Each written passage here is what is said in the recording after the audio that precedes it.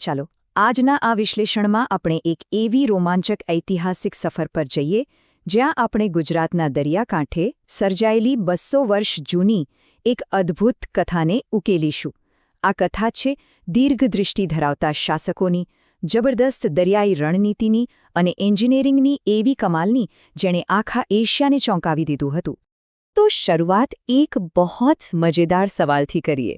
જરા વિચારો, એકદમ શાંત અને કાદવિયાળ ખાડી, જ્યાં ચાંચિયાઓનો સતત ડર રહેતો હોય, તે અચાનક જ વૈશ્વિક વ્યાપારનું આટલું મોટું કેન્દ્ર અને એશિયાની સૌપ્રથમ એન્જિનિયરિંગ અજાયબીનું સ્થળ કેવી રીતે બની ગઈ? આ કોઈ જાદુ નહોતું, પણ એક અત્યંત શાનદાર રણનીતિ હતી. વિભાગ 1: ભાવનગર બંદરની ઐતિહાસિક સ્થાપના. આપણી આ કથાનો વ્યાપ ખરેખર બહુ જ વિશાળ છે. જુઓ, આ કોઈ રાતોરાત બનેલી ઘટના નથી.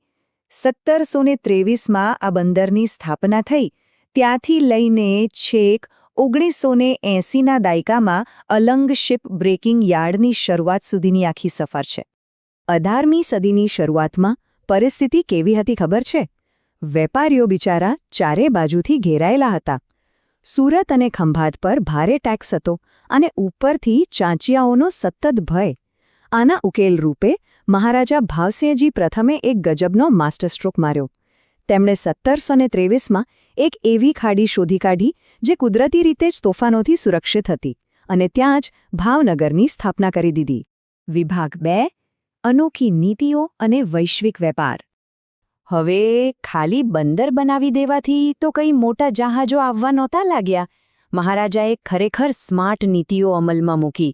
ટેક્સમાં મોટી છૂટછાટ આપી, વેપારીઓના માલની સંપૂર્ણ સૈન્ય સુરક્ષાની ખાતરી આપી અને સૌથી અગત્યનું ધાર્મિક સ્વતંત્રતા આપી. આના લીધે જ નગરશેઠ આત્મારામ ભુખણ અને લાલચંદ ઝવેરી જેવા મોટા જૈન, વાણિયા અને પારસી વેપારીઓ અહીં ખેંચાઈ આવ્યા. તે સમયના વ્યાપારનું કદ તો જુઓ, એકદમ જબરદસ્ત. કાઠિયાવાડનો દેશી કપાસ છેક માન્ચેસ્ટર સુધી જતો, અને ત્યાંથી આવતું શું તો કે બર્માથી ઉત્કૃષ્ટ સાગનું લાકડું, ઝાંઝીબારથી મસાલા અને યુરોપથી રાજા રજવાડાઓ માટે વૈભવી કાચનો સામાન. મતલબ આખું દુનિયાભરનું માર્કેટ અહીં ભેગું થતું હતું. આ નેટવર્કની જરા કલ્પના તો કરો. કોઈ જ આધુનિક નેવિગેશન સિસ્ટમ વગર માત્ર ચોમાસાના પવનોનો હિસાબ રાખીને અહીંના સાહસિક ખલાસીઓ આફ્રિકા, અરબસ્થાન, બ્રિટન અને છેક ચીન સુધી પહોંચી લેતા. 2 સદીઓ પહેલાં આ કેટલી મોટી વાત ગણાય. વિભાગ 3: રેલવે અને બંદરનું આધુનિકીકરણ. 1880નું વર્ષ તો આખી ગેમ બદલી નાખે છે. મહારાજા તખ્તસિંહજીએ પોતાના જ ખર્ચે આખું રેલવે નેટવર્ક ઊભું કરી દીધું. આનો સીધો ફાયદો એ થયો કે અંદરના વિસ્તારોમાંથી કપાસ ફટાફટ એટલે કે લગભગ 10 ગણી ઝડપે સીધો બંદરે પહોંચવા લાગ્યો. અને આ આધુનિકીકરણે એટલા રૂપિયા કમાઈ આપ્યા કે વાત ન પૂછો.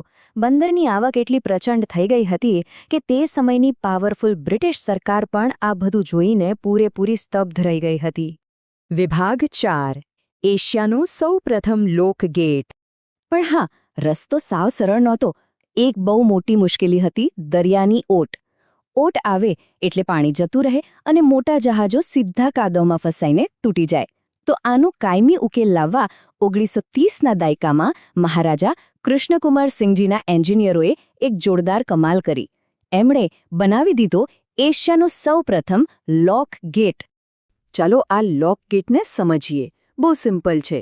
ભરતી આવે એટલે આ વિશાળ દરવાજા ખોલી નાખવાના, જેથી જહાજ અંદર આવી જાય, અને જેવી ઓટ શરૂ થાય કે તરત જ દરવાજા બંધ, એટલે ખાડીનું પાણી અંદર જ રહે અને જહાજ કાદવમાં ફસાયા વિના આરામથી માલ ઉતારી શકે. આખો એશિયા ખંડ આ ટેકનોલોજી જોઈને દંગ રહી ગયો હતો. વિભાગ 5: સ્થાનિક ઉદ્યોગોનો ઐતિહાસિક વિકાસ. હવે સ્વાભાવિક છે કે જ્યારે બંદર પર આટલો બધો વ્યાપાર થતો હોય તો આસપાસ ઉદ્યોગો તો ધમધમવાના જ. 1873માં અહીં કાઠિયાવાડની પહેલી આધુનિક કાપડ મિલ બની ગઈ. કપાસ માટે હાઇડ્રોલિક પ્રેસ મશીનો આવી ગયા, અને ખાસ કરીને સ્થાનિક વાઢા કારીગરો ભાઈ એવા મજબૂત જહાજો બનાવતા કે હિન્દ મહાસાગરના મોટામાં મોટા તોફાનો પણ એનો વાળ વાંકો ન કરી શકે. વિભાગ 6: વિરાસત અને ભવિષ્યની નવી દિશા. પણ પછી 1947માં દેશ આઝાદ થયો અને સમીકરણો બદલાયા. કંડલા જેવા નવા બંદરોનો વિકાસ થયો અને ભાવનગરની ખાડીમાં સતત કાંપ જમા થવાની ગંભીર સમસ્યા ઊભી થઈ. આ બધાને લીધે પરંપરાગત વ્યાપાર ધીમો પડી ગયો. પણ ખરું સ્પિરિટ અહીં જ દેખાયું. હાર માનવાને બદલે 1980ના દાયકામાં એક જબરદસ્ત નિર્ણય લેવાયો. અલંગની સ્થાપના થઈ. જે કિનારે એક સમયે જહાજો બનતા હતા તે કિનારો હવે જહાજો તોડવા અને સ્ટીલ રિસાયકલિંગ માટે આખી દુનિયાનું સૌથી મોટું હબ બની ગયો. આને કહેવાય સમય સાથે બદલાવાની અદ્ભુત ક્ષમતા.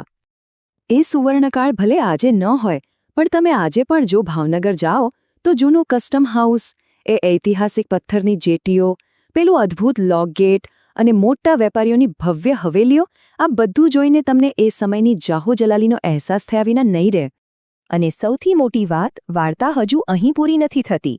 આજે ગુજરાત મેરીટાઈમ બોર્ડ દ્વારા એક એકદમ આધુનિક બ્રાઉનફિલ્ડ પોર્ટ અને દુનિયાના સૌથી પહેલા સીએનજી ટર્મિનલનું આયોજન થઈ રહ્યું છે. તો છેલ્લે આ બધું જોયા પછી એક બહુ જ રોમાંચક સવાલ આપણા મનમાં ઊભો થાય છે. શું આ દુનિયાનું સૌપ્રથમ સીએનજી ટર્મિનલ ભાવનગર બંદરને તેના એ ભવ્ય ભૂતકાળની જેમ ફરી પાછું વૈશ્વિક નકશા પર ચમકાવશે? આપણે એટલું તો જરૂર કહી શકીએ કે જો હિંમત અને દીર્ઘદ્રષ્ટિ હોય તો કોઈ પણ મુશ્કેલીને આસાનીથી પાર કરી શકાય છે. આજના આ વિશ્લેષણમાં જોડાવા બદલ આપનો ખૂબ ખૂબ આભાર.